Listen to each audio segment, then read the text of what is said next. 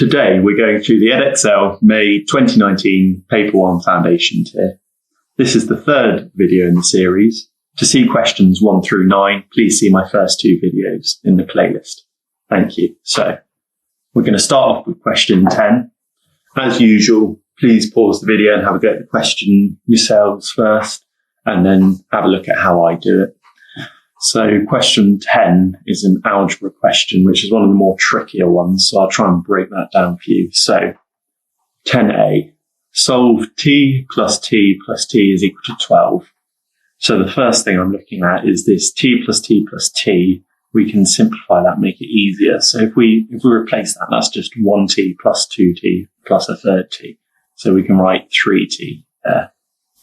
That's equal to 12. Next, we want t by itself because the final answer is t is equal to 1. So we want to get rid of this 3. So to get rid of that, at the moment it's 3t, which is essentially 3 times t. So we're going to divide by 3 to get rid of that. And the important rule with this is whatever we do to one side, we have to do to the other side. So it doesn't matter. As long as you do the same thing to both sides, you can always work your way through and eventually get to the answer. So in this case, we've chosen divide by 3 to get rid of this 3 here. So 3 divided by 3 is 1. So we end up with t on this side. And then on this side, we get 12, and that's divided by 3. Now we want to work out what 12 divided by 3 is. You might be lucky and just know what that is off the top of your head, but we're going to do it systematically. So my guess is in these types of questions, it's normally going to be a multiple of 3. We want a nice round number at the end of the day. So what are our 3 times tables? So starting off, we've got 1 times 3 is 3, 2 times 3 is 6, 3 times 3 is 9, 3 squared, and then 4 times 3 is equal to 12. And that's what we're looking for. So 12 divided by 3 is equal to 4. So we're just going to write that on our answer line. And if we go back and check our answer, plug 4 equals t in, we get 4 plus 4 plus 4 is equal to 12. And that's what so that's good. Right, so moving on to part B. Solve x minus 2 is equal to 6. So again, we're looking for x by itself. So we want to try and get rid of this minus 2. Now, the opposite of minus 2 is plus 2. So if we add 2 to both sides, this would get rid of minus 2. And again, must do it to both sides. So x minus 2 plus 2, well, the minus 2 and the plus 2 cancel out. So we end up with just x on this side. And then on the other side, we get 6 plus 2. Now, 6 plus 2, well, that's equal to 8. So our final answer is x is equal to 8. Now again, let's just double check our workings. 8 minus 2, that's equal to 6. Double check that. 8 minus 2 is equal to 6. That's brilliant. That's what we wanted. Great. So that's A and B done already. We're going to crack on with part C. Solve 6w plus 2 is equal to 20. So first thing we want to get rid of is this plus 2 here. So what's the opposite of plus 2? This time it's minus 2. So minus 2 from this side.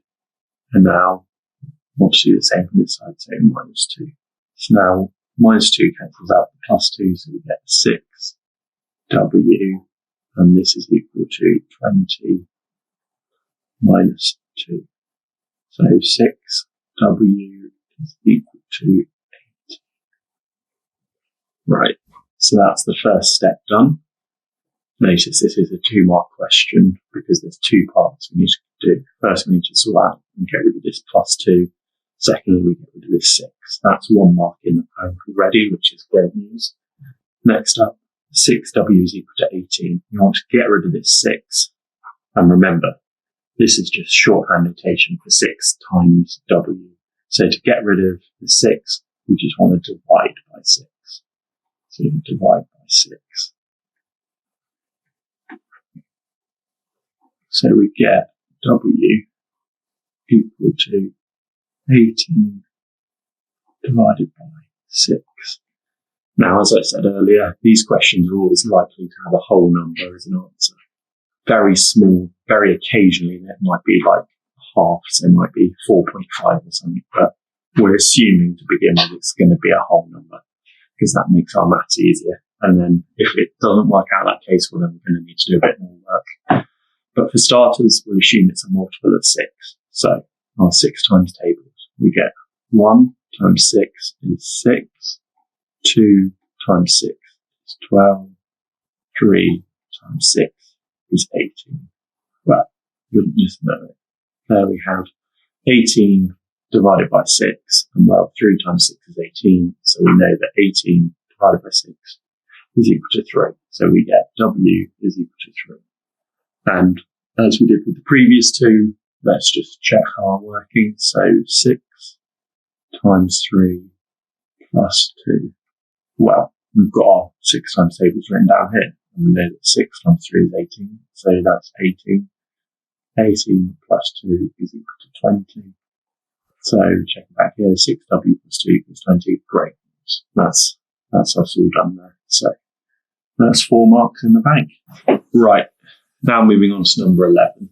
So work out 74 times 58. This is just straight multiplication. There's nothing else we need to work out here. So choose your favourite way of multiplying two numbers together and work it through. In my case, I'm going to do grid multiplication. So what we have is we break 74 and 58 down into their component parts. And I'm going to do 74 at the top here. It doesn't matter which way round we do this, as long as we're consistent. So 74, we take the tens column 70, and then the units column 4. The same with 58. We take the tens column 50, and then the units column 8. Next up, we just work through and fill in these 4 boxes. So what's 50 times 70? So if we ignore the zeros to begin with, what's 5 times 7? If I just write my 7 times tables up here, so we get 1 is 7, 2 is 14, 3 is 21, 4 is 28, 5 is 35. So 5 times 7 is 35. We'll just write 35 in there. And to begin with, we ignored the zeros. We'll now pop those back in. So we get 3,500. We'll carry on working across. 50 times 4. This is fairly common. You may have seen throughout this past paper. We've done 5 times 4 a lot of times. So that's probably a good times table to learn. So what's 5 times 4? So 1 times 5 is 5. 2 times 5 is 10. 3 times 5 is 15. 4 times 5 is 20.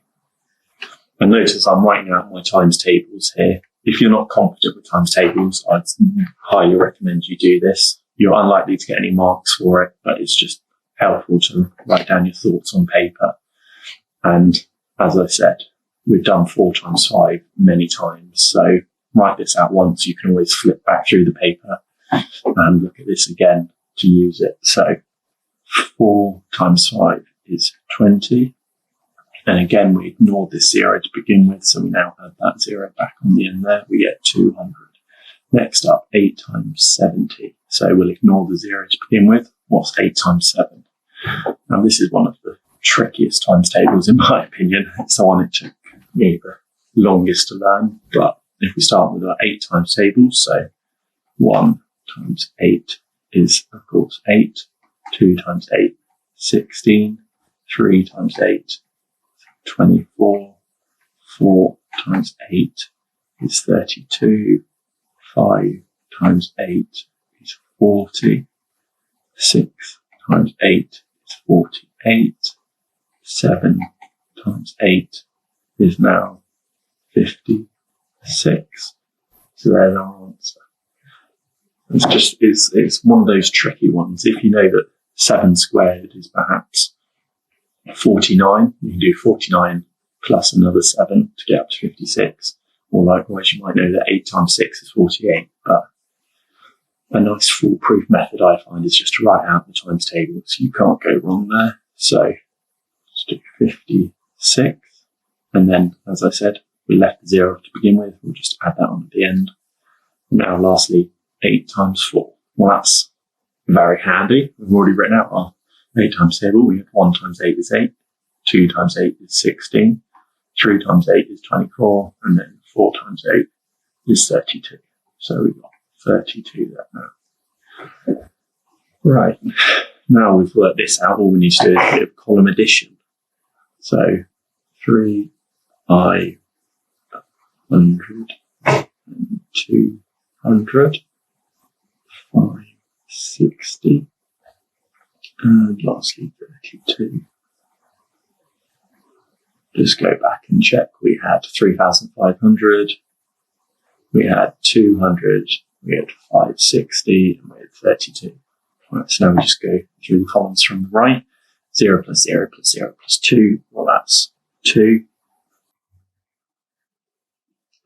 In the next column, we've got 0 plus 0 plus 6 plus 3, which is 9. Next column, we have 5 plus 2 plus 5. This is a bit trickier now. We get 12. So we do a 2 here, and then remember to carry the 1. Now we've got 3 plus 1 is 4. So 4,292. And as we go back and check, there are no units for this question.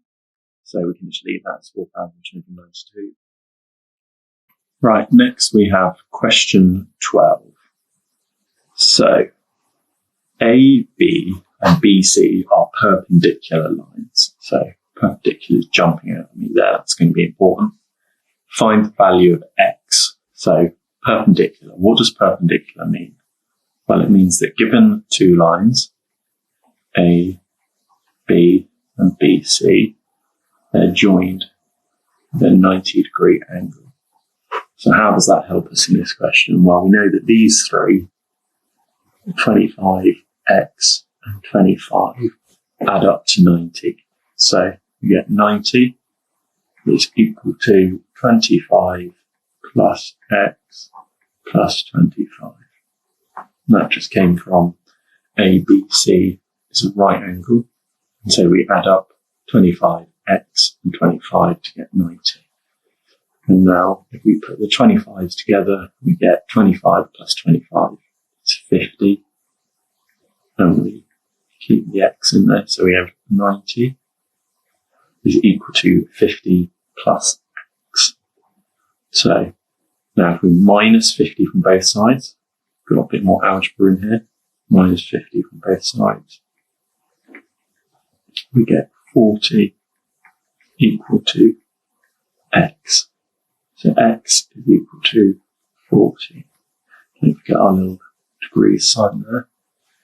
So if we want to go back and check, we could do 25 plus 40 plus 25. And that is equal to, so if we just do these first two, here we get 65 plus 25. And now that is equal to 90.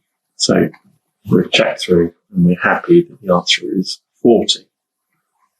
Right, moving on now.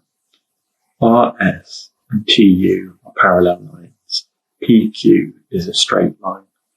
An angle of size 125 degrees is shown on the diagram. Just about here. Write down the letter of one other angle of size 125 degrees. Give a reason for your answer. So notice 2 marks here. So one is going to be for giving a correct angle of size 125 degrees. The second mark is for your answer. Now remember, we're doing a maths paper here, so your reason just has to be short and sweet and just to the point. We're not trying to write an essay here. So this one, which is B, because I think that's the easiest one to see. So B is 125 degrees. Now why is B 125 degrees? Well, it's true that opposite angles are equal. So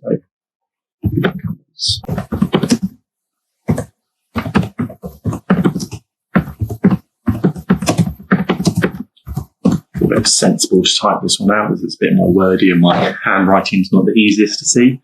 So B, because opposite angles are equal. As I said, it doesn't have to be a huge long essay. all we need is a nice short answer.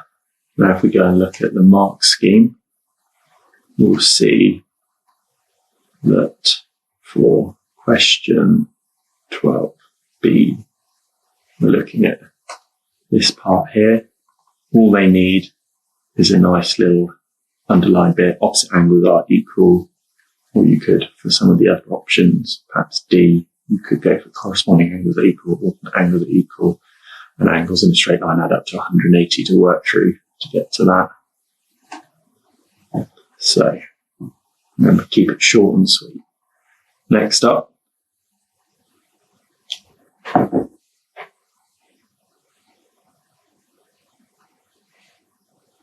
I'll type this question, make it a bit easier to read. So, if we look at A, B, and C, they're just nestled around 125, and we know there are 360 degrees around